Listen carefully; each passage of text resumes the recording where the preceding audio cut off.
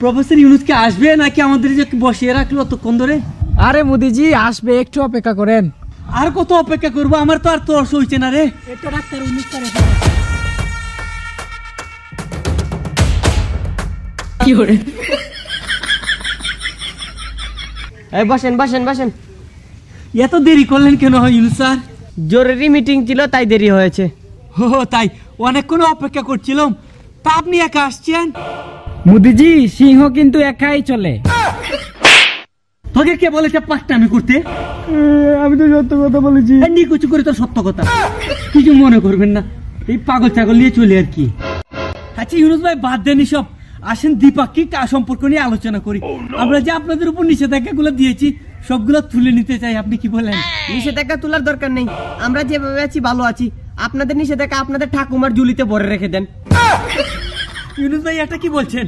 এটা তো আমাদের ভারতবর্ষের জন্য অনর্থ হয়ে গেল। আর চাইনা গিয়ে শি জিনপিং এর সাথে আপনি কি আলোচনা করে আসলেন ফারাক্কাবাদের বিষয়ে? এটা তো আমরা আলোচনার মাধ্যমেই শেষ করে ফেলতে পারি, তাই না? আলোচনায় আসতে চান? তা তো আর এখন সম্ভব না, কিন্তু আপনারা চাইলে নিষেধাজ্ঞাগুলো তুলে ফেলতে পারেন।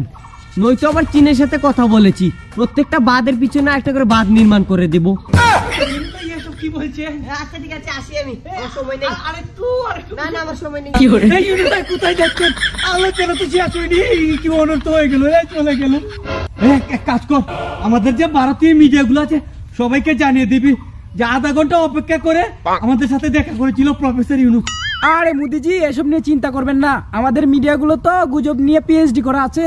তাও ঠিক বলেছিস, আমরা তো জিতে যাবো মিডিয়ার মাধ্যমে।